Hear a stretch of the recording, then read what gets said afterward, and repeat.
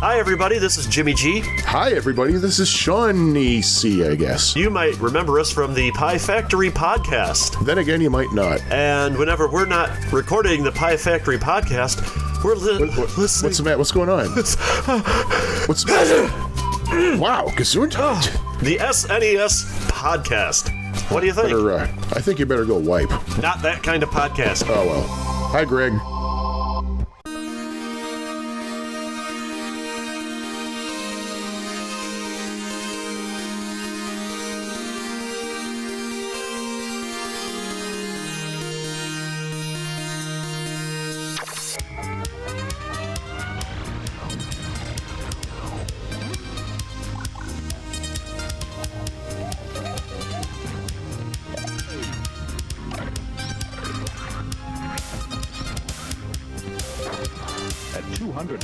A Super Nintendo setup costs twice as much as the old system. For the money, the company promises better pictures, sound, and adventure.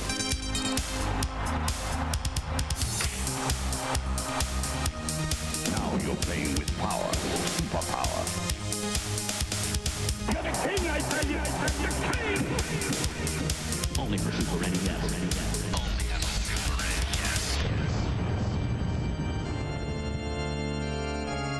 You're listening to the SNES broadcast with your hosts, Soulblazer and George.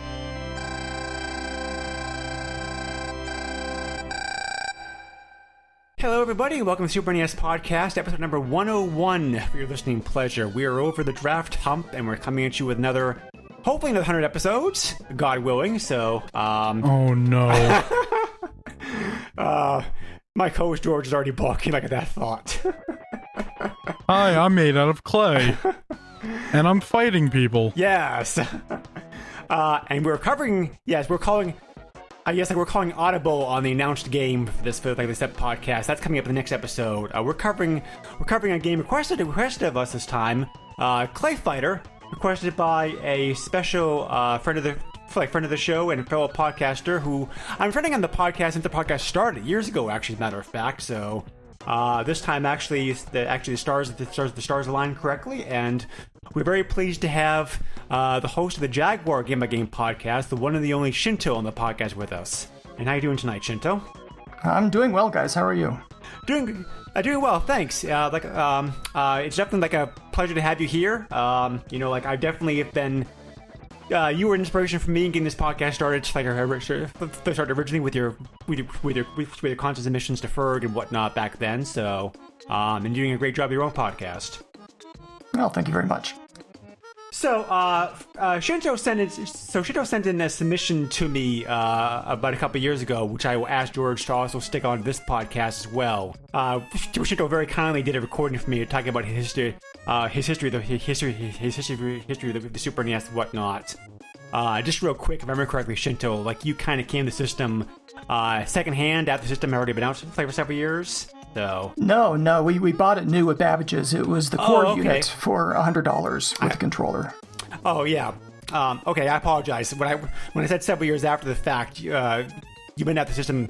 I was trying to refer to the fact that you got the system a few years after it had already been released, right? Yes. Yeah. Okay. All right.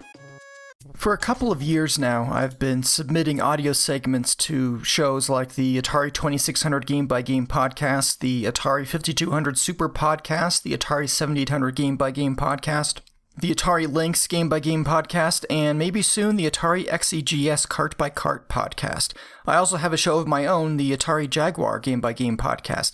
You might be thinking, whoa, this guy is some sort of weird die-hard Atari fan, and that's certainly true, but it doesn't really tell the whole story. While I have certainly leaned heavily, very heavily, toward Atari systems growing up, that didn't mean that I shunned the other platforms. Owning an Atari 7800 in the days the Nintendo Entertainment System ruled the land, I of course had a certain fascination with the NES. The games were so different, Metroid and Mario and the like, from the arcade-style games that I played on the 7800. But this fascination never turned into an actual purchase of the console. I played the Nintendo at friends' houses, but stayed with the Atari at home. When the Super Nintendo came out, I had already been enjoying 16-bit gaming on my Atari Lynx, but that outsider fascination didn't wane at all. I remember looking at SNES systems at pawn shops. I used to go to pawn shops quite a bit in those days looking for good deals on electronics. I would see an SNES behind the counter plugged into a TV playing Super Mario World, and it looked great. I liked the purple accents of the console. They were different and distinctive. But still, that didn't translate into an actual purchase of the console. It remained there behind the counter. Eventually, though, the Super Nintendo did win us over, my brother and I, and we walked into Babbage's and bought the $99 core unit, which came with just the console and a controller. We bought a second controller, the cheapest one they had, which was this cheap quick-shot gamepad. It was 2 shades of gray with colored fire buttons, and start and select were on this painful rocker in the middle. It was far inferior to the stock SNES controller, and as soon as I could afford it, I bought an ASCII pad with individual rapid-fire switches for each button, but that was at least a year later.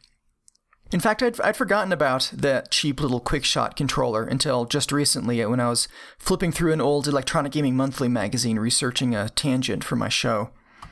We bought a couple games that day as well. A core unit isn't much fun by itself, but I don't remember exactly which titles. If I were to guess, I would say it was Super Double Dragon and Bill Lambire's Combat Basketball. They can't all be winners. But in defense of Bill Lambire, my brother was/is a huge basketball fan, and that was the cheapest basketball game they had there at Babbage's that day. We played it, bought this new advanced video game console and played Bill Lambire's Combat Basketball. Double Dragon we had played in the arcade and on our Atari 7800, so Super Double Dragon, we had a lot of fun with that one. It rates D- on the Video Game Critic, but it was a good time. Enjoyed that one. Eventually we moved on to other better games like Super Smash TV and NCAA Basketball and Alien 3. I'd borrow Street Fighter 2 and Super Star Wars from my best friend. We pre-ordered Mortal Kombat for $70, which was crazy expensive for one game. But I still really like that port, sweaty as it is. The sequel, Mortal Kombat 2, was the central point for many strangely unsuccessful studying sessions at a friend's house during our first semester of college. And without the pretense of studying, we played Mario Kart at another friend's apartment quite a bit. My brother was big into Killer Instinct for a while. A lot of popular games for the system, though, I've never played.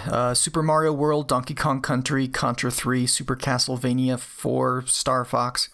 I moved on to the Jaguar, and my brother let his best friend borrow our Super Nintendo. Well, his best friend's little brother, I think it was.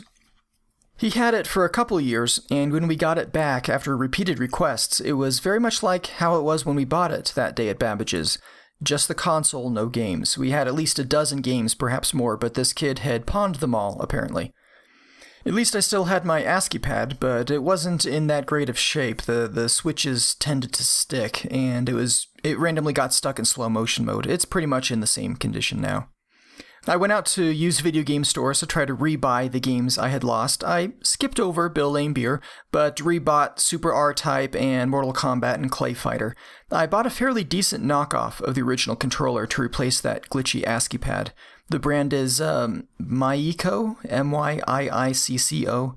It was new in the box and cheap, so that's what I went with, and it's not bad. My Super Nintendo had developed an unhealthy yellowish cast, which was slightly nauseating to look at, so I traded it in last year plus a few of my games to a used video game store for a properly colored system. I'm superficial that way, I guess. I have about a half dozen games now. Super R-Type is the only one that I own now and also owned back then, back in the Ferg. I have but haven't really played Super Metroid and Zelda Link to the Past. Super Mario All-Stars and Lion King are good to play with the kids. But I do have fond memories playing Pilot Wings and Street Fighter 2 at my friend's house, teaming up with my brother for Super Smash TV. I used a clip from Mortal Kombat in a high school video production I made, which coincidentally ties into why I use the name Shinto, but that's a whole other story.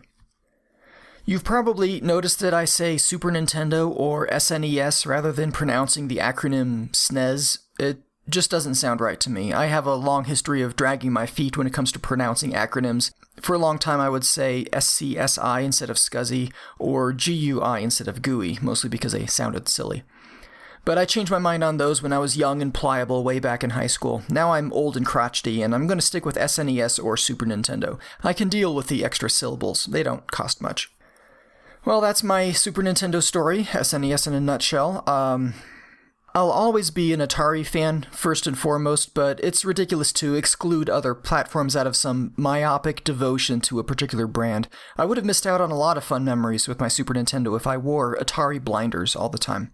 And even with widely criticized consoles, there's a lot to like. The Virtual Boy, for example. I only have 4 games for my Virtual Boy, but it's a fun and interesting system. The Atari Jaguar is another example, the target of much scorn, but a unique and enjoyable console in its own right. The Mattel Hyperscan. Okay, you got me there. The only good thing I can say about the Hyperscan is that I bought it cheap on clearance and held on to it just long enough to be worth a couple bucks at my local used video game store, so I only ended up losing about $8 on the deal. Well, thank you for listening to my little story, and thank you, Soul Blazer, for all the support you've given me for my show. Retro video game podcasters, I've found, they tend to be a great bunch of people. ClayFighter, what's your history of this game, man? Why'd you, make us play it? Well, my brother and I, we had kind of an atypical collection of Super Nintendo games. All of the top games that might come to mind when you think Super Nintendo, we had none of those. A few days ago, I actually thumbed through IGN's list of the top 100 SNES games, and we owned 3 out of that list. The highest one was number 25, Mortal Kombat 2. And I believe that was the last new game I bought for the SNES, because I was, well into the Atari Jaguar at the time. So it would have been the games we had before that where I would feel any nostalgic connection. And the story behind ClayFighter is that we got it for Christmas 1993. Quite unexpectedly. We didn't expect to get a Super Nintendo game. I think that's the only one our mom bought for us, because it was essentially a non-violent game. Sure, you're still punching and kicking and launching things at opponents, but there's no blood. They're all made out of clay. Hit them, smash them, they don't care, right? It's right there in the theme song. Oh, and a funny thing about the theme song, it doesn't really kick in until after you let the title screen sit for a little while. And the first time we did that was after we had been playing the game for a few hours, Christmas Day probably that afternoon. We took a break and left it at the title screen, hearing the speech and the singing. This was unreal. We had never heard a video game with lyrics in the theme song before. So my mom heard that. She heard the theme song with the singing, and she said, "Wow, video games sure have come a long way since that Duck game." And I'm like, well, a little offended, because Adventure on the 2600, which is of course what she was talking about, still in this 16-bit age, was one of my favorite games, but I didn't say anything, Christmas spirit and all. So, jumping ahead a few years, all of our Super Nintendo games were gone. I had mentioned this in the audio submission I sent in. Was it the Pilot Wings episode? Yes. So all of our games were gone. We still had the console and the controllers, but my brother had lent the whole thing to his friend, and somewhere in the mix the games were lost or sold or pawned off or something, which sucked. So I had the console, and I wanted to rebuild the collection somewhat, and this included ClayFighter. I had gotten Tournament Edition, though, at a used game store. That was all they had there, and it wasn't quite the same, which I'm sure we'll get into later. So you're not going to find ClayFighter at the top of anyone's list unless it's like a list of shameless Street Fighter II derivatives, but the nostalgia connection with this one is strong, so that's why I wanted to cover it on the show. And besides, you guys already did Super Smash TV. Yes, that's a great game. That's actually a pretty good segue, because I was going to ask you, since we just asked you kind of an icebreaker for the episode, since we just finished our draft episode, if you had been able to make that, I was curious to hear what your favorite games of the system were. It's you already mentioned two, this game and Smash TV.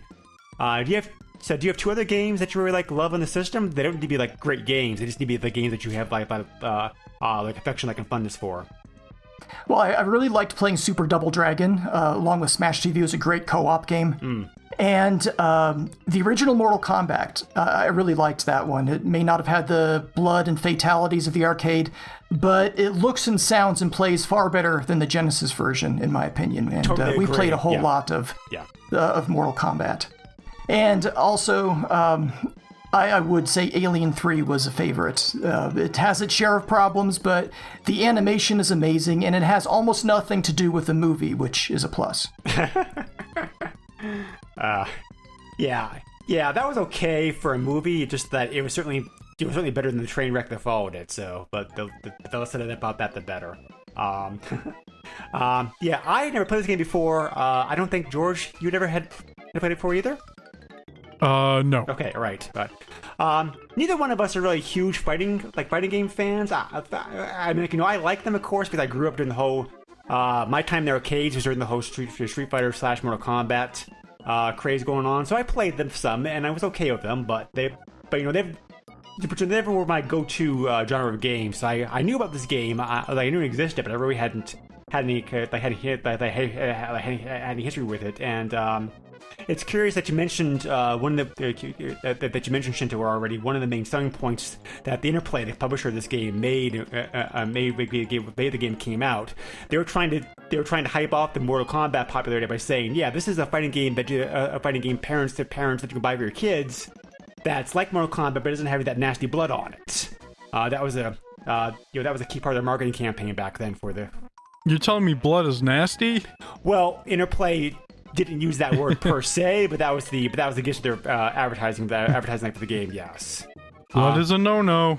Well, you have to remember in these days, Nintendo was still doing a whole bunch of censoring on the system, so yeah, it wasn't really until a few years later they started softening away like an attitude. Anyway, let's go. Let's set things up with some stats.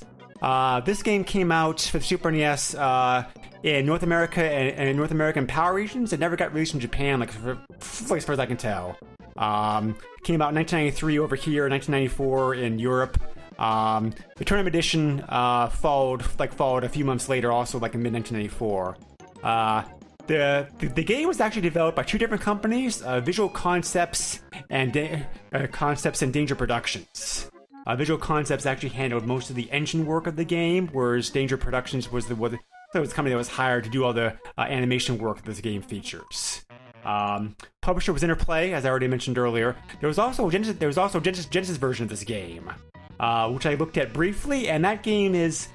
It's typical of the Super NES versus Genesis differences of games of this time period. The Genesis version is a little bit faster, a little bit smoother, smoother as far as the gameplay goes. But the 6 buttons versus 3 buttons is definitely an advantage, because the Genesis controller you have to do the half your fighting moves are signed by doing either keypad combinations. I'm not using a 6-button Genesis controller. I don't know if that was out at this time. I don't have the knowledge of Genesis that I do with the Super NES, unfortunately. So, but curiously enough, it was Genesis version of this game that was available on the Virtual Console and not the Super NES. Go figure. That's weird. Yeah, I don't know what's up with that. Licensing problems, perhaps, because a different company handled. I don't know. A different company handled the Genesis version of this game.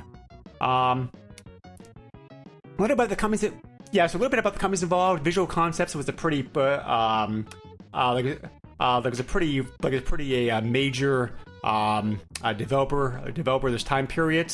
That was quite. You handled a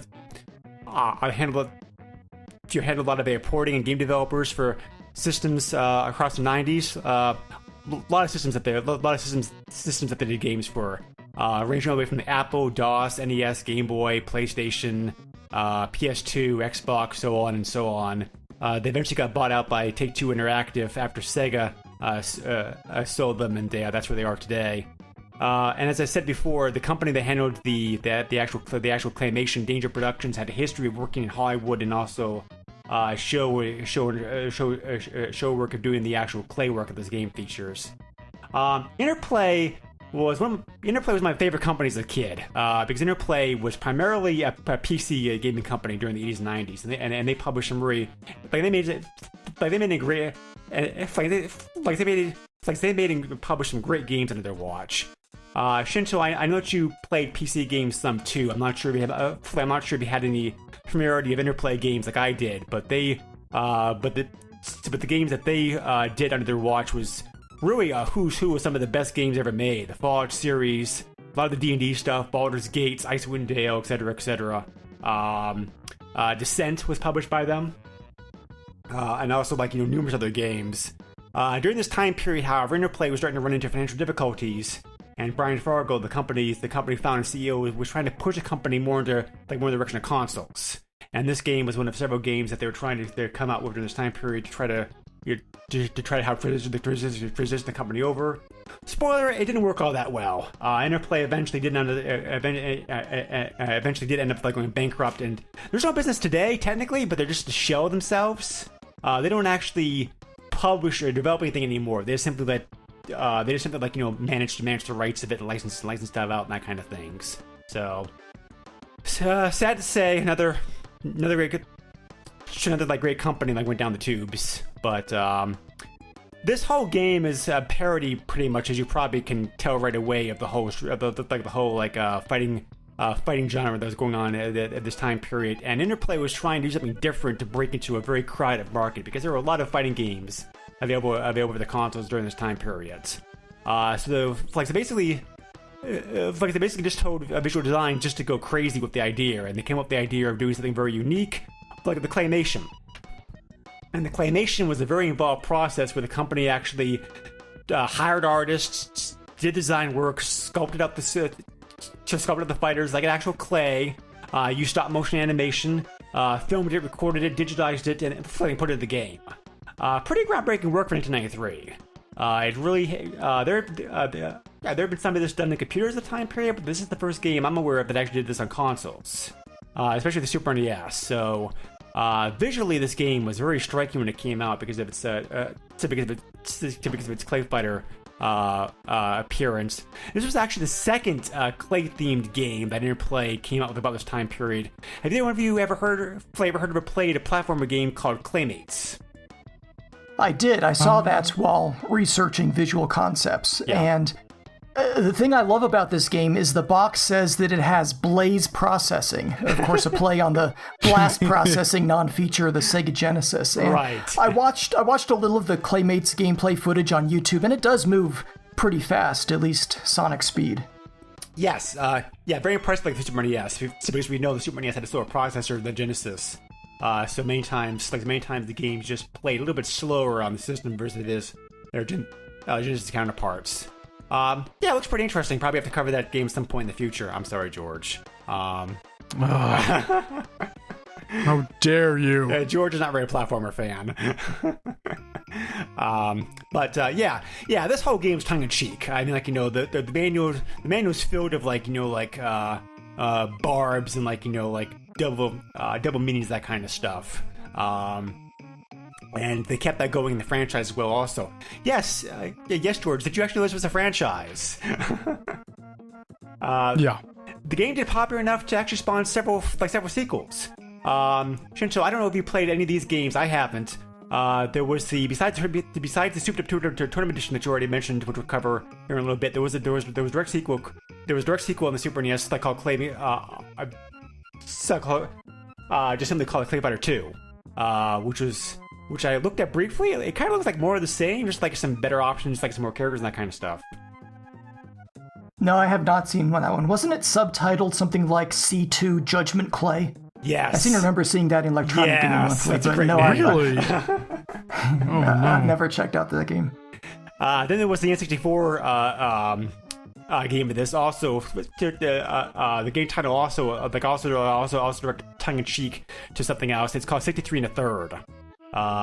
Yeah, which was the blockbuster rental only type game. Yes. Yep. You couldn't buy it.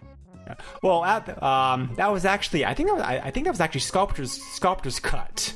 Sorry. Was it? Yeah, the follow-up Sculptor's Cut, which was that game's version of the Tournament Edition, was the rental only game. The regular game got a retail release. Yeah, but it wasn't that good, right? No. Compared to this game, it did not sell very well at all.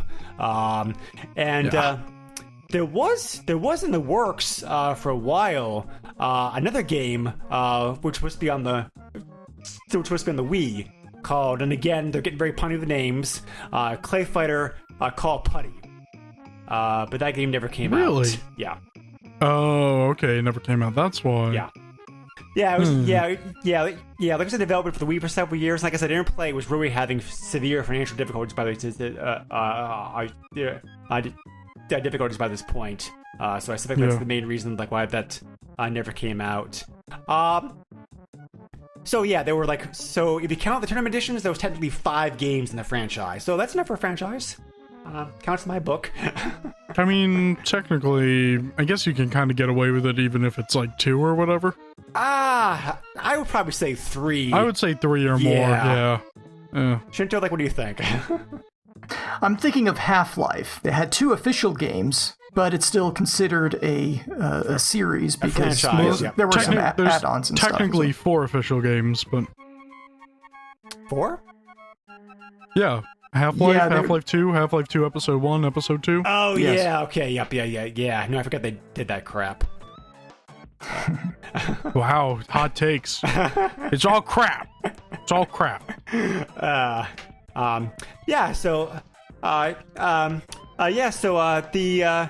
game itself is pretty typical of the time period, fighting game. Of when Clay was popular. Yeah, well, Clay was never like very popular, but I thought you remember watching the Gumby cartoons as a kid. Shinto, like, do you remember like watching those? Oh, jeez, Gumby. Yeah. Oh, yeah. And even better, the Saturday Night Live versions with Eddie Murphy as Gumby. Oh, I forgot about those. Yeah.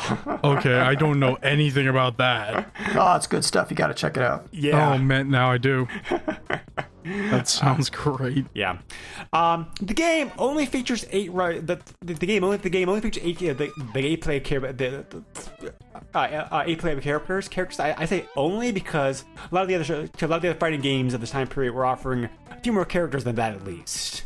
So there was like, it's hard to be creative. Yeah. Yeah, well, I think also probably because that the clay animation took up a lot of memory space on the card. It's quite big by Super NES standards. So I think between the combination of that and also the music and the vocals that Shinto already alluded to being here, they probably didn't have the space for a whole ton of characters. So like, well, yeah, 8's fine, but they did the rest of that tournament edition that has some has some additional fighters in it. So yeah, the game itself is a pretty typical, with a few exceptions, fighting game. Where you can have either like a typical one-on-one mode. You can also have a 2-player mode. It's a match system, and there's also some versus options where you can set the difficulty, the game speed, things of that nature. Can I set it so that the person that I'm playing against doesn't use the same attack every time? Can I set that? Can I disable buttons on the second controller? We're gonna get into that because George and I used a new program. What's the program called? George, that we used to. We used Parsec to play an emulator together. Yeah, basically George was just sharing his desktop with me. So like I was able, so we did all the hosting running on his end, and I was just like playing directly with him that way. It works very well. Yes, it does, which is amazing. This is not paid advertising. We just like it. Not sure they have money to do that. They obviously have some money. If they do, wink, wink, nudge, nudge. So George and I were playing the game a little bit before the podcast to have some, so we could directly have some direct 2-player co-op experience to be able to. Not really co-op. Okay, yeah, certainly not co-op. Yeah. Yeah, wrong word. So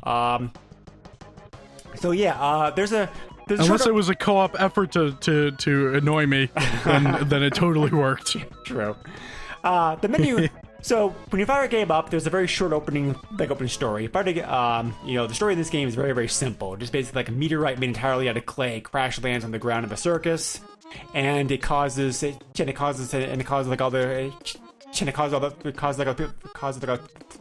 people there to mutate. That's almost like a horror movie plot. Yeah. Yeah, sorry, Shinto? As meteorites tend to do. Exactly, but... Yeah, actually, the dinosaurs aren't gone. That's actually just where we got all our clay. It's from the dinosaurs.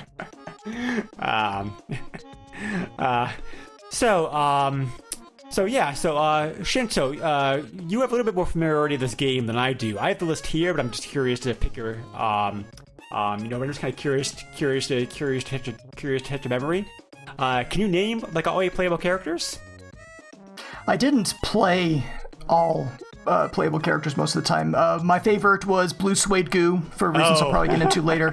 Yeah, that's Greg's favorite too. Yes. The Blob I liked. My brother's favorite was Bad Mr. Frosty. Yes. Taffy was pretty good. Yeah. But never used Bonker. Have a thing against clowns.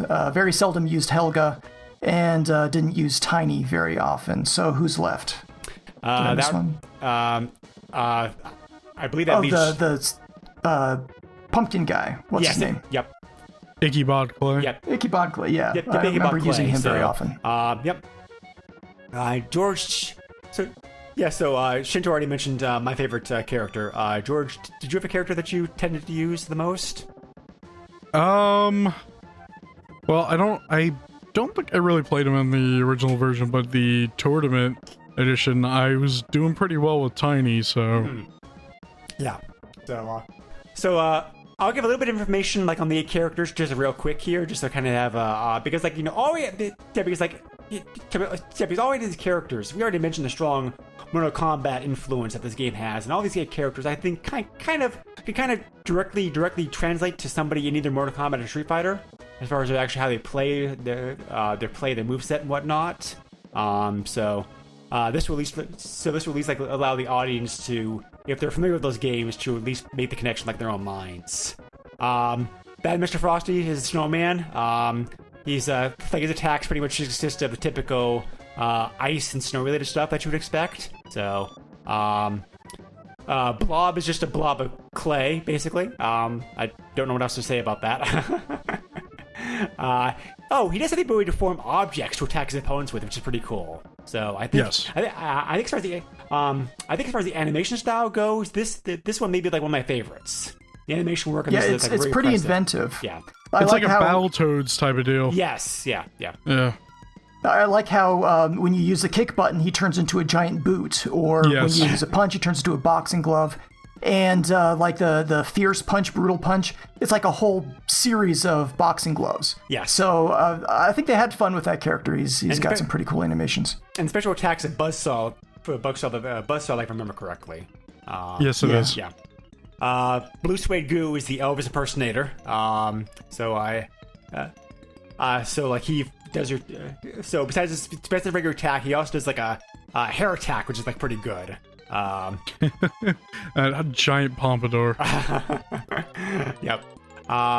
Bonker's the clown. Your typical clown attacks: deadly pies, killer cartwheels, spraying flowers, big hammer, etc., etc. Oh, my favorite. Yeah. So big hammer. Yeah. Helga is Helga's the opera singer, who is I'm just being truthful here. Is pretty a beast in the game. So as the stereotypical image of a opera singer like probably is. I don't know. So I don't know if they'd allow a character like this in today's market. Probably not. But let's be honest. Yeah. If anybody listened to what people said, there'd be nothing allowed in today's market. True. So yeah. So her attacks are basically her and herself with her opponents, stabbing them with the horns of my helmet. It's a pretty good attack. I honestly think she's the worst character. She is difficult to use. I think the Shinto didn't say this, but if I had to guess, Shinto, you probably stayed away from her partly because she's very difficult to get to, difficult to use. Yeah, I try using her just to be different, so I wouldn't be using the same character all the time. Right. But yeah, I had trouble pulling off the special moves, and I'm not sure they had very good range to them. Yes. Yeah, exactly. Whereas by comparison, I think Ichabod Clay is one of the more easier fighters to pick up, to pick and play with. As the name implies, he has a ghost pumpkin head. Pretty cool attacks. He can teleport short distances, like throw balls of ectoplasm, fight your foes and whatnot. So, pretty good guy. Taffy is probably my favorite animation work in this game as far as the fighting characters go. He just basically looks like a giant walkie piece of taffy, with like arms and legs. So, and he also, and because of that taffiness ability, is that a word? Well, I'm making it up. Of his body, he has some of the longest ranging attacks in the game. I checked it out, and I think he probably does have the longest range attacks in the game, period. So if you want to keep somebody at a distance and standoffish, this is a good character for that. Tiny is the diaper-clad wrestler of this game. It certainly looks like a diaper, so that's what I'm calling it. Diaper? Yes. So... He's the, like 1920s, 1930s, like, bodybuilder? I think the inspiration for him probably came more from the sumo wrestlers, but... sumo wrestlers? Well, where'd you get that? Because the diaper outfit he wears is kind of similar to the... I can't remember the name of it. The actual cloth that they use for sumo wrestling. That the fighters are wearing like the ring. No, physically he doesn't look like that. I think you're really off the mark with this one, Greg. He's definitely like some like 30s or something bodybuilder, or 20s or whatever. Shinto, I know like early 1900s bodybuilder. Yeah, Shinto, I know what you didn't I'm use with George on this one. Okay. The guy's a bodybuilder. He wears a Speedo. So probably the only piece of clothing he could get on over his bulging muscles. True. Okay. Yeah. I'll buy that. And then the final... Sumo wrestlers got to be bigger, Greg. Yeah. Like, outwards. And so that's it for the playable characters. There is also like final boss like in the game. Also, once you get through the regular roster, the play the fighters, end boss, which is direct like name parody, like about the like when there's the Street Fighter boss, I think. So he's hard to describe. He's a necklace-like creature with like a string of pearls with like round eyes. He kind of reminds me. So it kind of reminds me a bit of like a mutated Clippy from the old versions of like Word. It reminds you of a sumo wrestler.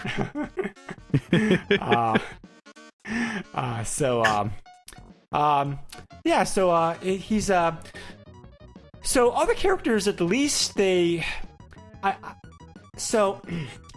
to think about how to say this. There's many things about this game I both liked and disliked. These fighters are good. These fighters are a good example of that. They are varied enough. I think there are definitely differences. And Shinto, I'd be curious to hear your thoughts on this also after I'm done, because you have a lot more experience playing this game than playing the game like the two of us do. But my impression of it was that there is a lot of difference between the characters vis-a-vis and how they handle, like how they fight. However, the combo move available to you is limited. You only have maybe like 3 or 4 combos for each of the fighters, which puts it more into the Street Fighter-ish territory and not the Mortal Kombat-ish territory for the combos. So it's easier to learn. So it's good in the sense that it's easier to learn the combos, but it's kind of bad in the sense that the fighters get boring after a while, I think, because it take too long to get them down pat, and the combination of that plus the fact that there's only 8 characters that can play from the game, I kind of think hurts the game's long-term replay value, at least in single-player mode.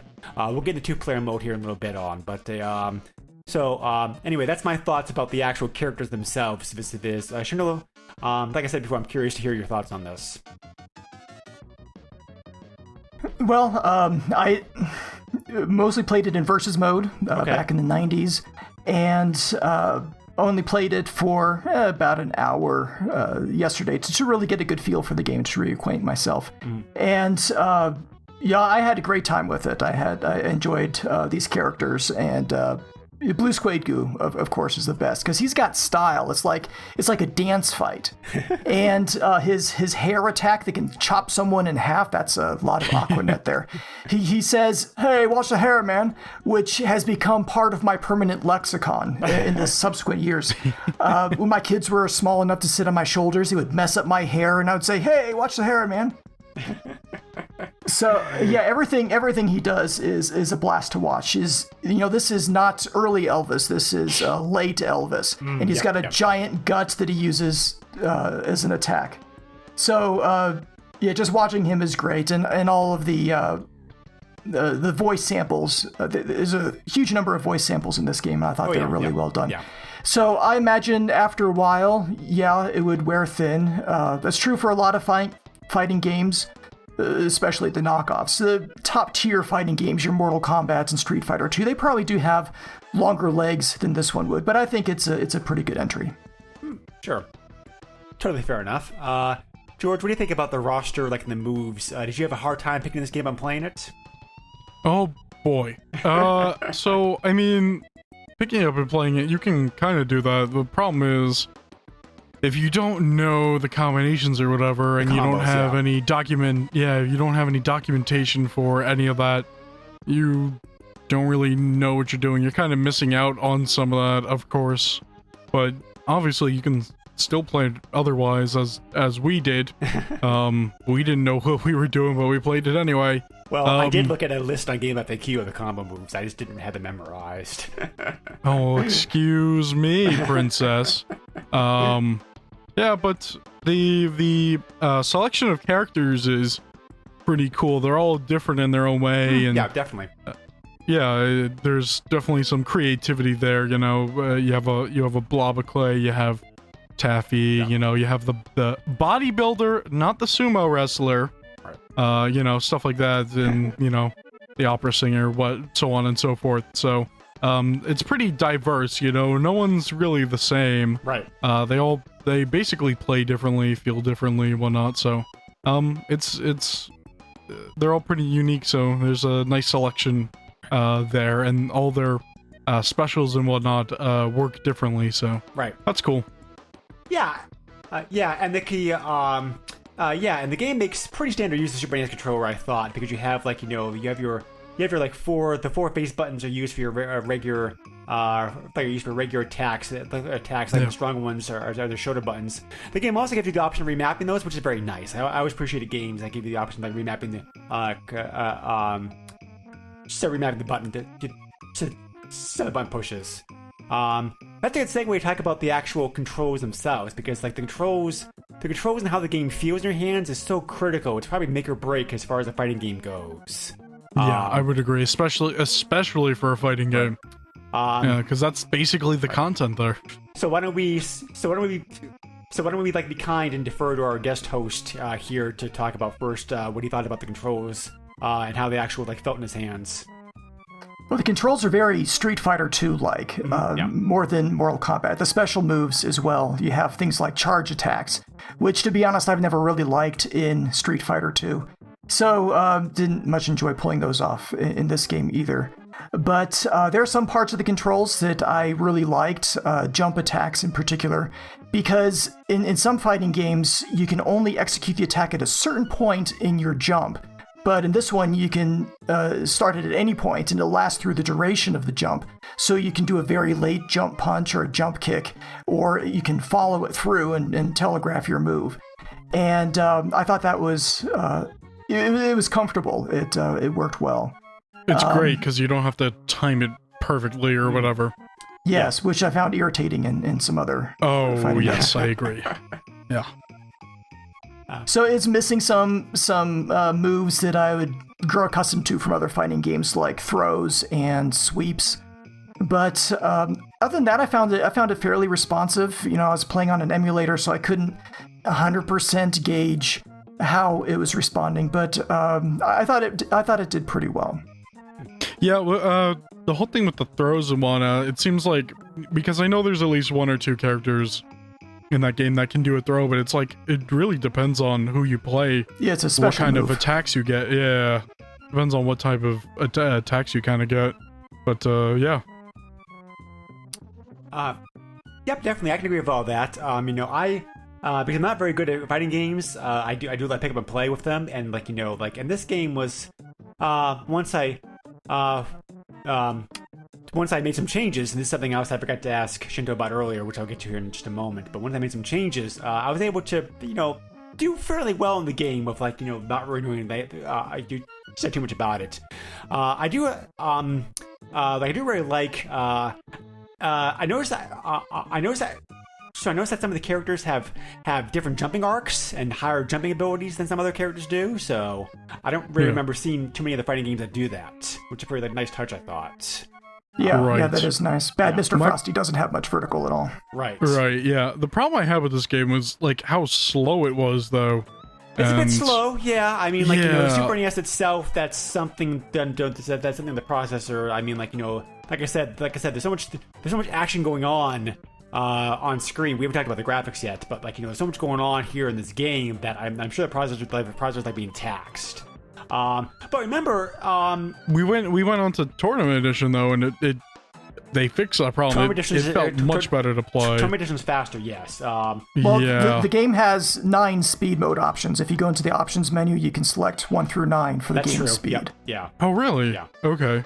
But if you go It back defaults and to 1. Right, yep. Yeah, exactly. Like, if I had to mention that, so thank you, Shinto.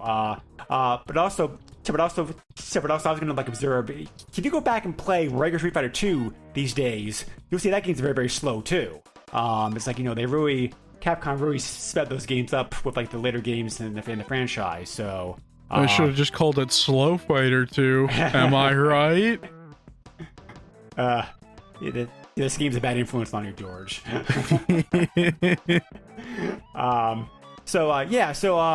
There's 3 different modes of difficulty in this game: easy, medium, and hard. So I know you didn't spend a lot of time playing the AI, Shinto, but I found medium to be pretty tough as far as fighting games went. Easy was where like I had some like playing this game in. I was playing this game on easy and I was having a lot of trouble. Really? I got decently far and then it was just like, okay, well I can't get past this guy anymore, so well, I'm done. I know you don't have a lot of experience playing this game against the AI, Shinto, but what do you think about the difficulty modes?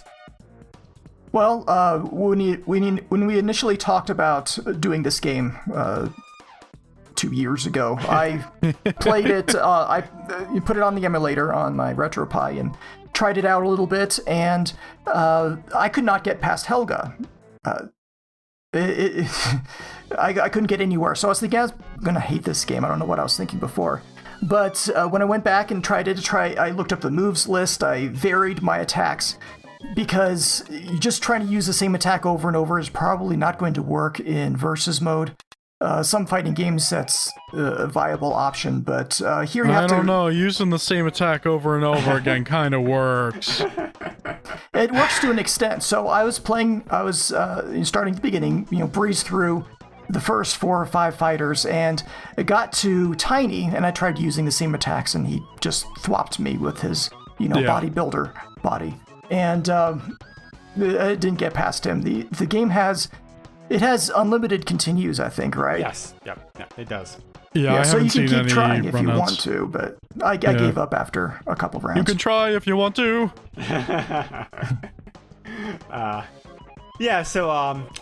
So since George just brought it up again, why don't we segue like into that? Another important thing that's really critical for fighting games, and which is also a very important make or break thing, is the so-called cheapness of the game and its fighting system. You tell me more about cheapness, Greg. Well, it's different playing AI versus another player. In my fighting game experience, if your opponent is using the same moves over and over, you punch them really hard in the arm and then they stop. See, I can't do that because Greg's not even in the same state, or I would have choked him with the wire. But, this game probably caused some fights with you and your brother then, Shinto. Yeah, there were those. This game, at least against certain characters, definitely allows some shit. Yeah, definitely allows for some cheesiness, if I could say. Like, I'd agree with that. It's rough because some characters have shorter range than the other ones. Yeah, so, yep. You know everything about that. I'm not good at I'm not good at fighting games. So that's your excuse? Oh, I'm not good, so I'm just gonna keep pressing the same button. It's a perfectly viable topic. If the game allows it, it's a perfectly viable topic, which is where they're going back to. Whether or not the game should allow it's a whole different story. Because, like I said before, I think that's probably a critical thing about a fighting game is whether or not it allows it or not. Because some people love to do that in games, and some people absolutely can't stand it.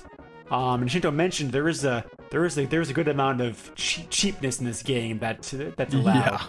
Not every character can do it, but and there's certain situations where it doesn't work. But I think more often than not, you can probably get away with it, especially against a human AI. If you know that person and how they how they fight their style and whatnot. Also, if you perform a particularly devastating attack on a foe, you can leave them stunned for several seconds, which allows you to get in some more cheap shots. Some more cheap hits. Yeah. I thought those dizzy spells lasted a little bit too long in this game. They're much shorter in Street Fighter than in this one. Yeah, exactly. I don't mind the idea of a dizziness happening in the first place, but it should only be like a second or so. I mean, the fact that it lasts like about 3 seconds or so in this game leaves you wide open for like a devastating attack. It's 3 very That's long way seconds. Too long. Yeah. So, right. But then again, you go back and play Street Fighter and Mortal Kombat at this time period, and they had a certain amount of cheesiness like in the games too. I mean, was this game quote unquote worse than those games were as far as that went? I don't know. It's a good argument. I mean, certainly could. This is not the cheesiest game I've played as far as like cheapness goes. I'll leave it at that. I believe Shinto has experienced playing certain Jaguar games that probably would outrank this game in that department. So speaking of Double Dragon 5, The Shadow Falls, the computer in that game, at least on the Jaguar version, blocks every single attack you could possibly throw at it. Oh no. And in this one, fortunately that doesn't happen. The computer does block an awful lot, but you are still able to land some attacks. So that was something I noticed. And I can go on and on about Double Dragon 5, but I didn't know Double Dragon was on the Jaguar. Yes, yeah. Interesting. Yeah. We Is it expensive? Don't check it out. Don't check it out? Dang it. Shinto did talk about the Super NES version of that game a little bit in his podcast, which is one reason I've not suggested this game for the rotation yet, George. Is it better than the 2600 Double Dragon? It's an entirely different beast. Yeah. You can't really compare them because they're like totally different animals. I mean, but that was kind of the joke. But anyway, yeah. So, as long as you know, as long as you know what you're getting into, this is probably a pretty good. Shinto, I know that you have a lot more familiarity with fighting games per se than probably like George and I do. This is probably a pretty good entry-level fighting game to start playing with. I think because you have the combination of like, characters are easy to learn, combo moves are not that complicated, cheesiness is allowed, the options allow for to be tweaked. I think this is a very good pick up and play game. Like if you're not very good at fighting games per se, whether or not the game's any good or if it's going to hold your attention after a while, it's a whole different story, which we'll get into. But I think as far as an actual entry level fighting game, this is like pretty good. You're telling me that Combat Street isn't a good starter game? Oh God. The less said about that's better. What are you talking about? So yeah, let's get into the two very most impressive things about this game. Certainly, should I first look? The graphics and sound. Like I said before at the beginning, the graphics were very revolutionary, like this time period with the whole the stop animation ClayFighters that they actually used to make this game. It's very strikingly. It's very visually striking. Sorry, I was trying to stay there before I got. It's strikingly visual. It is that too. Yes. Yeah. There you go. Again, there's pros and cons of that. The characters themselves look great because of the professional, high quality work that was put into making the fighters and whatnot, and the animations. And the animation work is very smooth. The backgrounds, however, leave something to be desired. I think they're pretty blah for the most part. I thought. It's like many stages. I mean, it's like there's a splattering colors around because George and I several times you were playing, it was like, what is this supposed to be? It's like we have no idea because the background graphics are so plain. You have no idea what the heck am I looking at. You thought the outer space one was a pie. A pie, yes. That's how bad it looks.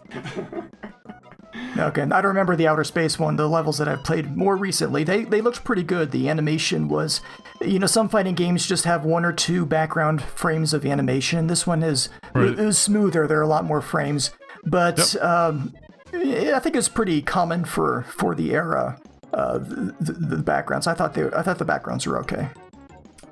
There was a little bit of like, I did notice a small bit of parallax scrolling going on in the background in the stages though, which is a nice touch. A couple layers. Yeah, so we'll give that at least.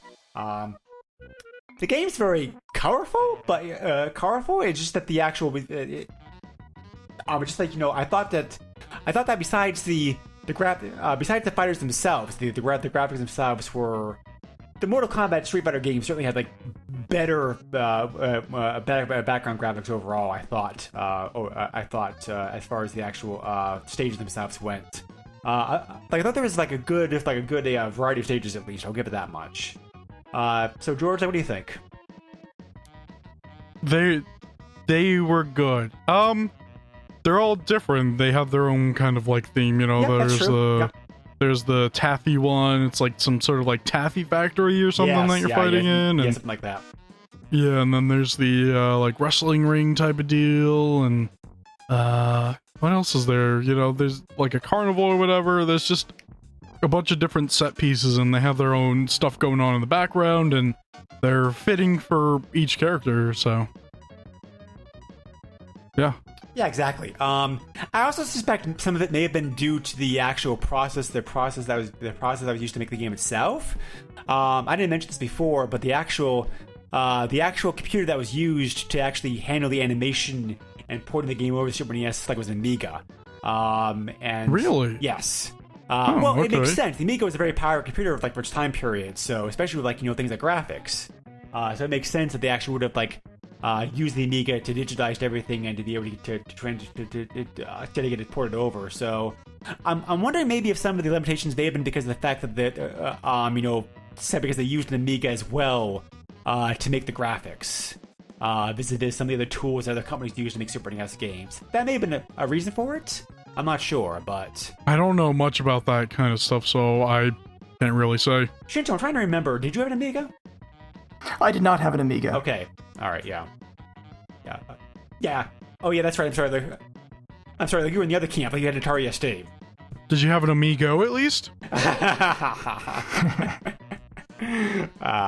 Well, the Atari ST was no graphical slouch either, but I think we can all agree now the Amiga was definitely more graphically powerful as far as the systems went. So it was, and a lot of developers used it. It had some very powerful tools. Yeah. What was it, Lightwave 3D? Yeah. It did a great job at graphics and animation. So the Amiga was a very popular platform for game development at the time. Speaking about being a popular platform for developers, it was a popular platform for musicians as well also. And I think almost as striking with this game as the animation is the actual music and voice work in this game. I was like, I fired it up for the first time and I'm like, oh my god, there's actually like voices in this and a vocal track. It actually sounds good. The voice is great. Yeah. It's if I'd seen this as a kid back when this was out new, it was like mind blowing. So I certainly understand the impression that you and your mother had with this game as far as I went, Shinto, because it's like, wow. I mean, other console games other console games did have voices in them, but not to this degree of the amount of voice content and the quality of the voice content that was in here as well. Also, very very sharp, very recognizable. I'm sure the Amiga had to was also used to help to make that reality, because it's like. It certainly added a lot to the game.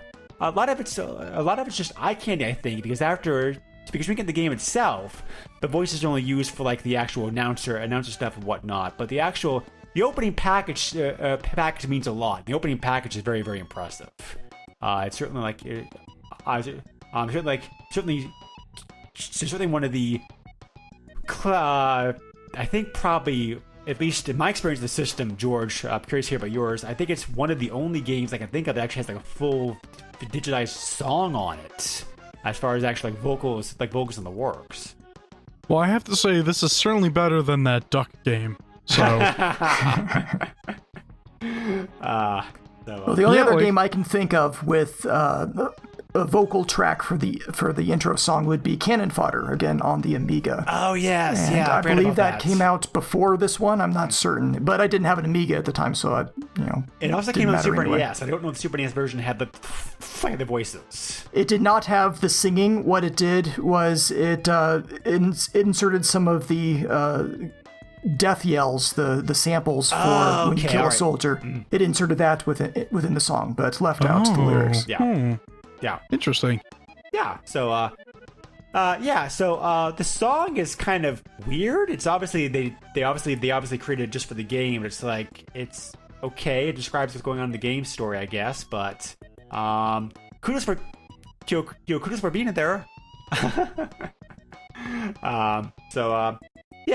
do you think about the music in this game, like overall, though, Shinto? You know what? I was playing. I think it was the Taffy level. And there was something in the background music that really reminded me of a different game, and I finally figured it out. It sounded a whole lot like the Speed Devils music in Pinball Fantasies, the Speed Devils table. It's got the exact same instruments, and the sound is very similar. But I thought that the music is pretty good. The intro theme, of course, is amazing.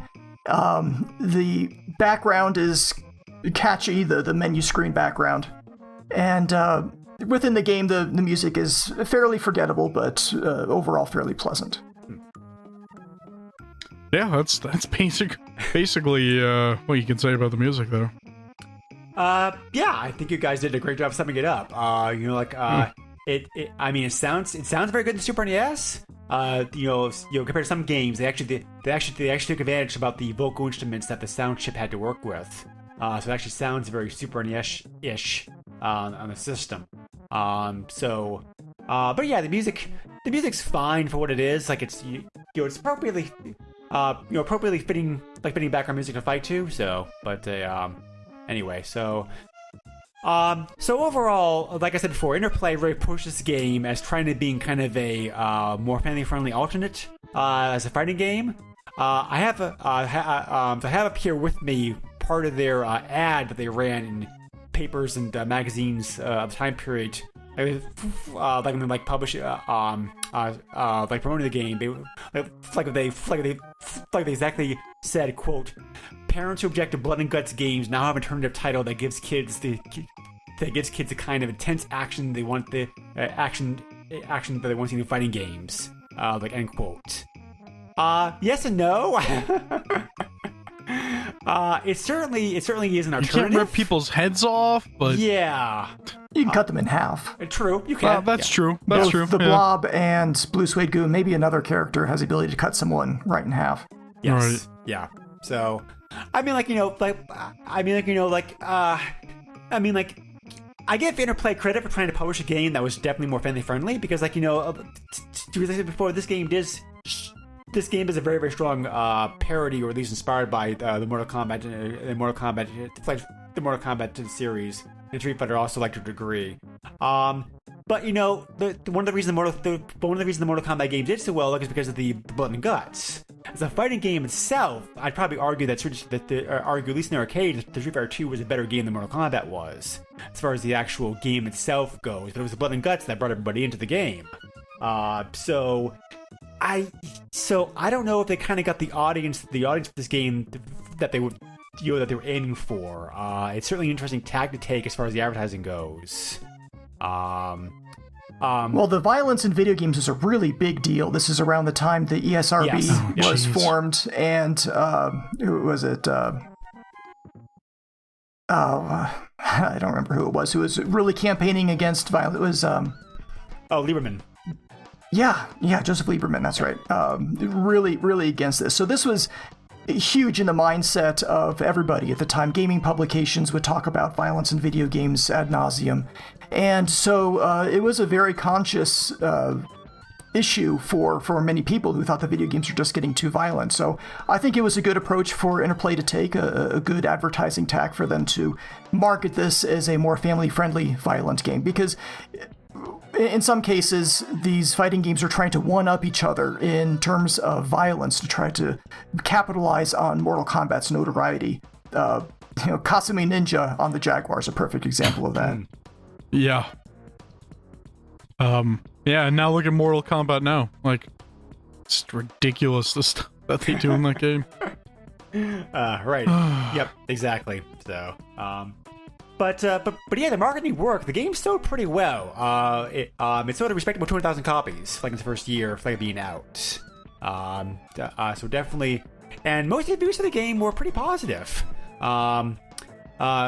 As a matter of fact, several game magazines gave it like awards because of the amazing music and the ClayFighter style that they used. EGM gave it a couple of awards. GamePro gave it some awards. Etc. Etc. They kind of pointed upon another part of this game that we really haven't touched on directly, but we certainly have alluded to a lot. This game is very, very, very full of itself, tongue-in-cheek. The humor is very, very strong and kind of over the top. Some people don't, and it can be bashing over the head with so it's like they're strong. Some people don't appreciate that. Because the game is so like filled with like puns and like references and whatnot. So I think it depends upon your frame of mind. If you want a non-serious fighting game, this is which what like GamePro mentioned directly, as a matter of fact, like in their review of the game back then. Then this will certainly like scratch that itch. But if you want a more serious game, a la Street Fighter or Mortal Kombat, this is not like for you. It's like getting mad at Onion articles or something. Well, the problem with Onion articles is it's like they get reproduced and people don't realize it's like where they came from, and then they get taken as like true news. But that's what no, some people go to the source and still think it's not satire, so it's not completely true, Craig. But yes, I know what you mean. Shinto, since you actually were the only one of the three of us who actually played this as a kid back then, how did the humor land with you as a kid, like you and your brother? Did you get it? Yeah, we enjoyed the humor of the game. I imagine it would wear thin after a while if you're especially doing single player and just trying to get through the game to beat it. You hear the same things over and over again. It would start to get kind of irritating. But I thought the humor was good, and playing this game again after so many years, I was actually laughing out loud sometimes. Partially because Blue Soy Goo is so awesome.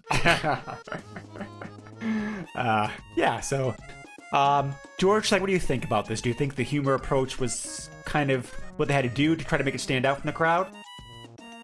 Probably, because I mean, if it was just gonna be just more about violence or whatever, it's just gonna be overshadowed by the bigger games. But right, doing something different is gonna kind of make you stand out a bit, especially with the humor here. It's interesting. It's there are certainly games before that are just like, oh, it's just a fighting game. It's like, nah, whatever.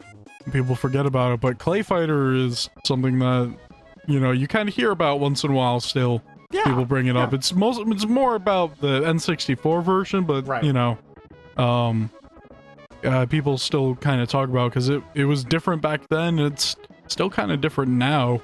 Right. So. Yeah, actually, another thing that added to the humor that I enjoyed was the on-screen onomatopoeias. The smack and ouch and slurp and whatever. The whole Batman thing. Yeah, the Batman thing. And I haven't seen that in other fighting games. Perhaps I've just missed it, but I thought that was a fun touch. King of Fighters uses it a little bit, but you're right. I've never really played KOF, so. Yeah, but you're right. Like it is very.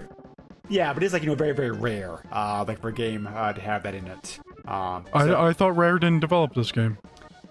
No, Rare did a much different game.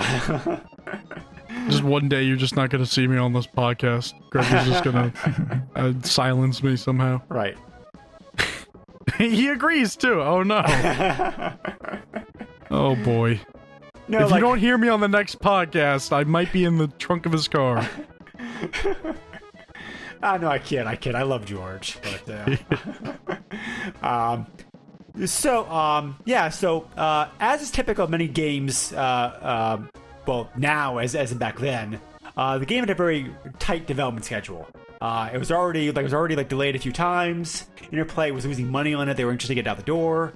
And the game got released with some features that were not features that had been promised, or the promise, or the programmers wanted in it, that they just didn't have time or memory constraints to be able to get in the game. Also, it came to light shortly after the game came out that there were several glitches in the game. I wouldn't call them bugs per se, because they don't really crash the game or anything like that. They're simply like, there's several annoyances that this game has that should not be there if the game was properly optimized as it should have been. So to fix all these issues, and because the game was selling so well, about 6 months later, they came out with a slightly souped-up version of the game called Tournament Edition, which is pretty much the version the programmers wanted to make in the first place.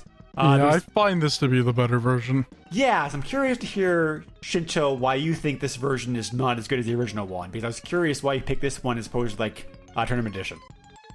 Oh, it's as shallow as familiarity with the previous version. When I first booted up the Tournament Edition, there was this extended intro, the whole thing with the meteor, and I thought that was entirely unnecessary. I just wanted to get to the theme song, And I didn't experience any of the glitches. I don't know exactly what they were that were fixed by Tournament Edition. But, it didn't quite have that connection, so I was going through cleaning out my SNES collection and got rid of that game.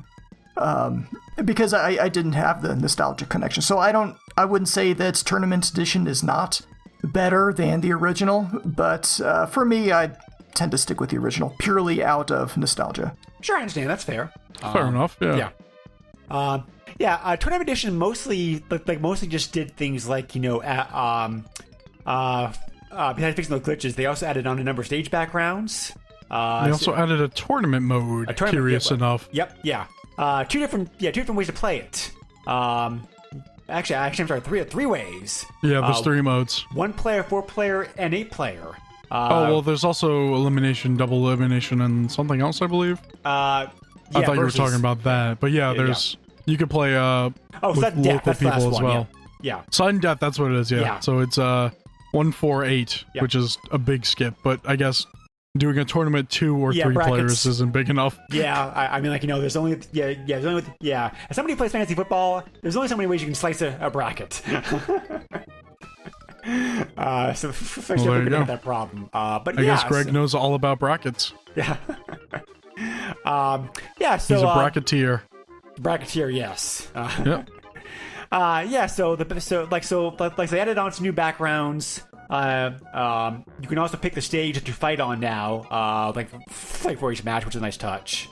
There's also new difficulty settings. But no, you were able to do that in the first game as well. It's just the difference is that the stage selection wasn't as good. I would argue. Yeah, you're right, George. I think you did a better job of cleaning that. Yeah, it gives you like a whole screen that you can move a cursor and select. Whereas, what was it? The first game was, I think the first game was just the names, right? Yeah. Right. You have a little picture, an animated picture of the stage, but it's just a little thing in the middle of the screen. Yep. Okay. Yeah, and tournament mode, you can also rename your fighters too if you want to, which is a nice touch. Yeah, so, Blob is Slob, and Tiny was Whiny. So I'm looking at screenshots for the Tournament Edition, and one definite improvement over the original is the menus are much better. The original, the menus it's are... not like... It's just not plain like, ASCII text with an asterisk and a bracket for the cursor. It's so like they ran out of time to do the menu and they pushed the game out. Yeah, it's like they ran out of time. Exactly. So these proper menus look a whole lot better. Yes. Yeah. They also added in some additional voices, like a couple of the characters also. like because of the it's like changing it's like changing around some of the voices, the voices that we use. The phrases are all the same, I think, but they added in, but obviously you have new characters, like your characters that have like new voices. Trivia question. So that no, Shinto, like you're around the same age, same age like mine. Did you know that several of the voices in Tournament Edition? I don't know about the original game. I know definitely Tournament Edition. Several of the voices in this game like provided. They provided the characters in the game were voiced by Frank Welker. No, I didn't know that. Yeah. So Really? yeah. Oh my god. Look at his resume at some point. He did a ton of work. Just like the amount of stuff that both he and Peter Collin have done over the years has just been staggering. Just the amount of stuff they the other voices too. It's mind blowing. So it's and it doesn't sound like him in the game. So they obviously had to digitize the voice quite a bit to make it appropriate to make it sound like the character that he's voicing in the game. Interesting thing I found out just researching it. So it's weird voice acting for video games of that era. Yes, exactly. That's right. really interesting. Yeah. Again, one of the first cases of that, I think. So, so George and I definitely noticed when we were playing the game earlier. This Tournament Edition is definitely faster than the original game is. Yeah. It feels a bit smoother in the hands too. It's a little bit hard to describe what I mean by that. The controls felt fine in the first game. They just feel a little bit more responsive in Tournament Edition, I think. It may just simply be that may be one of the glitches that they were that they fixed, that the game wasn't quite responsive to responsive in your hands like they wanted it to be. So but definitely faster. So that's definitely a kudos. Overall, I think Tournament Edition is the better game.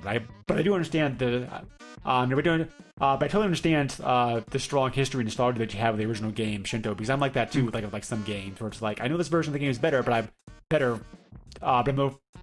I just had more familiarity with this version of the game, so I'm sticking with it. So, and curiously enough, Tournament Edition only came out on Super NES. The Genesis version did not get that version. Also, curiously enough, foretelling what was to come later, Interplay was not sure how Tournament Edition would do at first, because it's we just released the game 6 months ago. We're not really sure how well this is going to do. So they signed an exclusive deal with Blockbuster Video to have the game originally available only in their stores, Zorrento, just to see how well the game would do in the market as a rental title. And then later on, several months later, when some of the feedback came back was positively good, then the game got a regular retail release, which was very curious. Obviously, infamously, they did it again with the N64 game several years later. So they're probably is this game still relevant? Well, it's almost probably a good way to gauge interest level, because doing a cartridge production run is incredibly expensive. It is. Oh, yes. So, but when it came time for the N64 version, they did the exact same trick. The regular game came out first, retail release, and then they released the Tournament Edition to Blockbuster as Blockbuster's retail only game. But the difference in that case is because the N64 version of the game did not sell review as well as the original Super NES game did. That version of the game stayed as retail, so therefore that game is probably one of the most hard to find expensive games like the N64. If you're a collector of that system, good luck finding that game, especially complete, because you're going to pay a pretty penny for it. I'm glad I'm not a collector for that system. Did you ever play So, as a Shinto, did you ever play ClayFighter 2, the N64 games? Did I play any N64 games? Yes, I played a few, not very many. I did own a N64 for a little while. Well, sorry, I meant ClayFighter itself, but you can go on if you want to. For ClayFighter? No. No, they tried to go to 3D, and a lot of games didn't make the 3D transition very well. No. Did you play ClayFighter 2 at least? ClayFighter 2? No, I've not played that one. Okay. Yeah, I'm actually surprised to hear that. Since you like, since you like, such a big fan of the original game. I was a big fan of the original, but moving on to more Jaguar-related stuff around that time. Makes sense. Yeah. It's all about the Jaguar, huh? Right. It's all about the Jaguar, baby. I have one of those things. I actually have 2 of them. Yeah. Well, so actually, George, it's not bad having one these days because the homebrew market that's picking up very well. So. Really? Yeah. Oh, I have to look into that. Shinto can tell you all about it, I'm sure. Oh, please do. Not now, but yeah. So finally, the last thing I wanted to talk about here was multiplayer with this game, because as in many games, multiplayer certainly enhances the experience a lot. And George and I definitely wanted to try this game head to head because neither one of us, like I said before, are big fighting game fans. And even though we didn't play the game a lot, it's definitely a lot better playing against somebody else. Because obviously the human player may not be as good as the AI fighter, but at least the human player will move in very unpredictable ways, which makes certain attacks or cheat attacks, if you want to call it that, George. I didn't say cheat. Cheap, not cheat. Cheap. Well, you could use both words; they fit. Yeah, but one's wrong. Shinto, do you have any memories or direct experience direct stories about playing this game like your brother back then? No, nothing comes to mind. We did play it quite a bit, but there were no particularly memorable bouts. I just remember, he almost always stuck with Bad Mr. Frosty. He really liked Bad Mr. Frosty, and I tried to mix it up a little bit. The Blob and Blue Suede Goo, Taffy. I like Taffy. So you guys, if I remember correctly, also played other fighting games head to head against each. You guys during that time period, also, right? Yeah, we played a whole lot of the original Mortal Kombat on the SNES. How do you think this game, in your mind, looking back at it, how do you think this game holds up for you, nostalgia, as a 2-player experience versus some of those other games? It doesn't hold up as well as Mortal Kombat, in my opinion.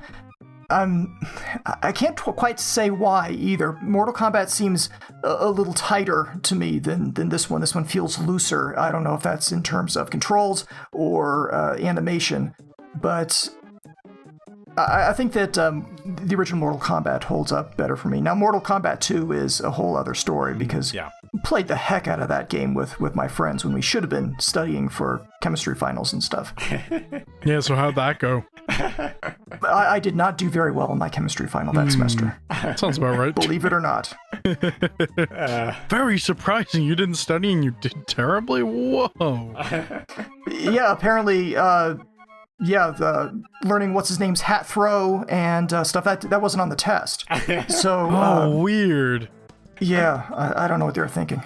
Yeah, that's what school were you going to? Jeez.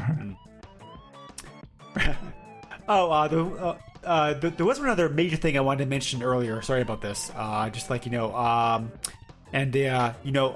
was trying out the combos for the fighters, experimenting the game several days ago, looking at the list of moves, playing game FAQs. I was surprised to find that some of these special attacks that the fighters have are totally useless. They don't do anything. Which is why is it in the game to begin with? Because it's I think it was Shinto. You already mentioned earlier that the fake attack, which Taffy has, which is fine. That's a whole different category. Fake out is important. That's an important part in the game library, I think. But it's when you have something what was his name? When you have something like the special, one of the special attacks for Bonker, which his fast forward butt dive, has no way of connecting with an opponent. Pretty much, it's what's the point of it being in there? it really comes off. This and other things really makes me think of not only is the game rushed out a little bit before it should have been, and the tournament edition really is the final edition of the version of the game as it should have been. It also kind of what's the word I want to use? Kind of deflates the value of it a little bit because none of the moves here work as advertised. And there's nothing worse with a game which you're being promised things to do and you find out you can't do half the stuff. So George and I really didn't encounter that too much because we really didn't use any of the combos. But I don't know if I don't know if you remember running into any of that stuff as a kid back then, Shinto. But I would have been very, very frustrated. Well, I remember Helga's attacks weren't very effective. No. So you just don't play as Helga. Right. And I never played as Bonker, so I'm not familiar with the move you're talking about. Right. So you tend to favor some characters more than others. Sure. It could be because of their special moves, like Blob's Buzzsaw attack is very effective. Yeah. Yeah, definitely. So final thoughts. You've already mentioned this a good bit, Shinto, about your nostalgia of this game and how much you really like it, whatnot. Playing it now again in 2018, do you think it holds up holds up today, or just pretty much just a kind of one of those been there, done that wannabe games like the time period? Well, playing this game again after so many years, I had a lot more fun than I thought I would. I didn't expect to get into the game at all, but actually had a good time in single player in short bouts. I don't know if I'm just less patient these days, but the intro to each fight in this game goes on way too long. Here are the contestants for tonight's extravaganza, and you want to skip it, you're desperate to skip it, but you can't skip that intro. So I found that pretty irritating. But the rest of the game, I thought it was fairly enjoyable. So in short bouts, I think it's a fine game that held up fairly well. The graphics are gorgeous. The animation is great. The characters are very large on the screen, use a lot of colors. So I think in that regard, it holds up well. Okay, cool. George, so what's your take on this game, I think, overall? I don't really like this game. Are you saying that because you're dislike of fighting games, or do you have something more specific to... I don't have a dislike of fighting games, it's just that it's not my type of game, not good at them, or whatever. I just don't usually play fighting games, Okay. So, I mean, other than the playing part, it's got some good stuff in there, certainly. It's more of a watch game for me than more than a play type of game for me. Sure, that makes sense. I'm kind of in the fence for both of you guys. Yeah, being like Mr. Wishy-Washy over here. Mr. Bad Frosty? Oh, good one. As far as fighting games go, like I said before, I also am not very good at fighting games. I like fighting games. I'm just not very good at them. This game certainly has. This game certainly has a lot going for it. The graphics and the claymation, as already mentioned, is gorgeous. The voices is super impressive. The music's decent. The game's fairly easy to pick up and play. Figure out how it works. Just even if I played this back then, if I'd been exposed to Mortal Kombat, Street Fighter 2 first, I would have been like, this game is funny, but it doesn't have the same complexity or depth or the tight controls that those games have. And I really don't think I would have spent much time on it, which is a shame because I said before, this game certainly did some interesting things, and it was popular enough to spawn the franchise, like I mentioned earlier. So, I mean, and you mentioned earlier, this game does have this game does have a fan base to this day. Yeah, I think that Tournament Edition pretty much is the game that it should have been, because they fixed all the they fixed all the glitches, they sped the game up a little bit, they added some extra characters or options or whatnot. I think this game's kind of like a subject lesson which the industry still has not learned, which games should not be rushed, and they really should be given the development time that they need. Because the game itself, this game is certainly playable as is out of the box, but Tournament Edition just blows it away as far as the actual playing quality of the game, the overall fun factor. Having said that, you totally understand the nostalgia, the nostalgia and the history that you have of the original game, Shinto. I'm sure if I was in like your shoes, that probably feel in the same way. It's a decent fighting game still to this day, I think. It's certainly worth checking out if you're a fan of fighting games, especially at the very least, like George said, look at this game online because this game still is gorgeous to look at, even like nowadays. The claymation work they did on it is just like super impressive. So, and I'm really curious to want to check out. You check out Claymation now too, because it's like if they use the same style for that should be like very interesting. Yeah, the style didn't look quite the same. From the video I watched, it was kind of hard to tell that they were clay in style.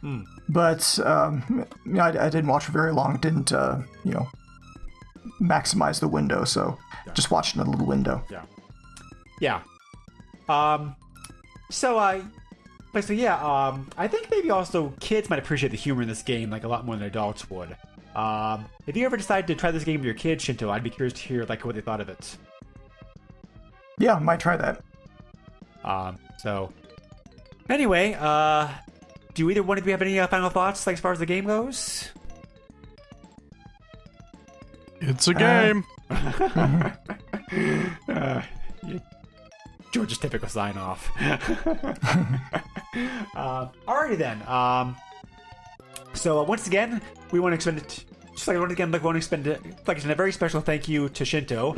Like I said before, things lined up correctly to allow him to be able to finally come on the podcast, and hopefully Shinto, you'll be able to come back on the podcast at some point before the next 3 years to type like another game with us.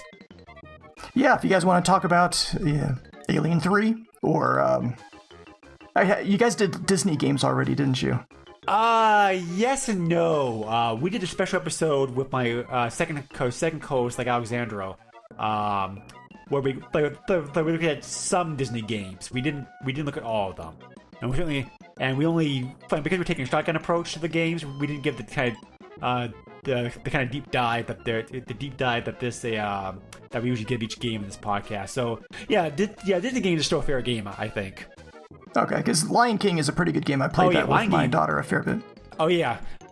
Like, speaking of like gorgeous games, Lion King is like very, very gorgeous. It is. Yeah. So, So thank you again, Shinto. What other? So I already mentioned one of your major projects that you're working on currently right now at the top of the show. Do you want to talk about that a little bit? Any other like projects or things that you want to like plug? Well, my main podcast is the Jaguar Game by Game podcast. You can find all my show links at jaguar.gamebygamepodcast.com. Currently working on an episode for the puzzle game Flip Out, which I hope to record within the next few days if all goes well. You can also find me on the Turbotastic podcast. I have a regular segment there. Turbotastic covers the TurboGrafx 16 in a game-by-game format. Bryce does a great job putting the show together, all the research and testing and production. It's really well done. All I do is chime in at the end with my thoughts about the game. So if you have any interest in the TurboGrafx 16, it's not a system that I've owned, but I've always had a fascination for it, and I think it has a kind of a neat lineup of games. Many of the games are pretty obscure, which, in my opinion, makes it more interesting. So check that out. I have to listen to that. I have a TurboGrafx myself. Yeah, it's a very good podcast. Yeah, I don't know the official link offhand, but you can find it at tg16.gamebygamepodcast.com. All right, cool. I also try to make a regular appearance on the Atari Lynx Handycast. This is another game-by-game style show hosted by Mark Little. It's another fantastic podcast. Mark puts his own spin on the game-by-game format, which is great. And I do love me some Atari Lynx. It's a vastly underrated platform, in my opinion. I just wish Atari made a portable version. Insert rim shot here. Oh no, do I have to actually do that? No, you don't have to do that. Just let it hang out there and get stale. That's fine. and also the fact that, I'm sure I speak for him also, Shinto, like I say, I really miss your regular submissions to Ferg's podcast, too. The Well, Ferg has been covering games that I don't really have any experience with. And if I have good stories, I'll send them in. I think he's got Robot Tank coming up. every submission for a game you don't know, just shout into the microphone. Shinto also hosts a very amazing website, which is a great hub site for the Game by Game podcasts. Do you want to mention where that can be found, Shinto? Yeah, that can be found at gamebygamepodcast.com. When I was thinking of a URL for my own show, I thought jaguar.gamebygamepodcast.com had a nice ring to it. And so I bought gamebygamepodcast.com, and I turned it into a hub for all video game shows following this format. So you can find Arcade there. This very show is on snes.gamebygamepodcast.com. There are a lot of shortcuts. It got arcade games, Nintendo systems, Sega. I don't discriminate. Anything is good. If you are looking to start your own podcast but are looking for a topic, you can go to no.gamebygamepodcast.com. That's a link showing all the systems for which I have no podcast listed. So check that out. Send me an email. The links are right there on the page. If either you've started a show that I don't know about, or if I'm missing anything, just let me know. Yeah. It's a totally free site, no ads, nothing like that. Speaking of that website, you know what else is listed on there? This is the part where you guess. Oh. another podcast about a very obscure system, George? An obscure system? Well, here in the States at least. What could that be? Oh, wait, you're talking about the Master System. Oh, yeah, Master System Masterpieces is listed there. Also, PlayStation Power, you can find that on. It is. Yes. That might be the dirtiest podcast on there. There's one other adult podcast on there, I think. I just don't remember what Which one is the... is it the Dreamcast podcast? It might be. I don't think they're really that dirty. I'll have to remember. They have tolerance, but they don't really go for that. Yeah, I suppose. But anyway. The Channel F Files probably is. Oh yes, yeah. Oh, okay. Yeah. Yeah. In all seriousness, I'm still waiting for a Game.com podcast. That's on the list. No.gamebygamepodcast.com. I do have a Gamecom. Yeah. Anyway, Master System Masterpieces, PlayStation Power, 2 amazing podcasts you need to listen to. Along with this one, yep. They're on that. Yep. They can all be found on that website. Shinto does a great job about keeping that a website very neat. Neat and clean and up to date. Kudos to you for doing that very hard work on it, Shinto. That is, that and Throwback Network homepage are the two places I always go to first thing that I grab podcast at. It is a one-place shop. Try to go for your podcasting needs. Yeah, sometimes it can be hard to find things like RSS links for shows, because they publish iTunes, but I don't use iTunes. I've got AntennaPod, which is an open source Android podcast client. Yep. And a lot of times you insert in RSS feeds directly if they don't have them on the index. Right. So that's one main reason why I use my own site when I need to add a new show, because all the links are right there. RSS, iTunes, Stitcher, it's all there. Yep. Exactly. So, all right. So keep up all the amazing work you're doing, your podcast and your project, Shinto.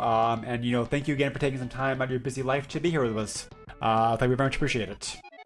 Thank you. It's been fun. Yeah, don't forget to water the dogs.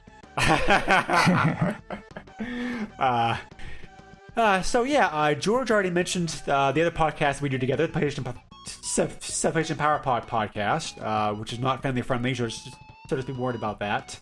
And the Sega Master System podcast that George also does. We can also be found on the besides the Throwback Network. This podcast can also be found on the on the Retro Junkies podcast. We can find a whole bunch of other great retro themed podcasts, both gaming and non-gaming related. We're also on Facebook. If you have any questions, comments, suggestions for games, by all means, please be sure to check it out. check us out on there, or you can also email me directly if you want to at the SNES podcast at yahoo.com. George, where can they reach you at, like they're so inclined? Oh boy. So, if you're interested, the two podcasts I listed, they have Facebook groups. You can contact through there, or you can find me on Twitter through at Mr. Chief. That is at MISTURCHEEF, and yeah, that's basically it. Okay.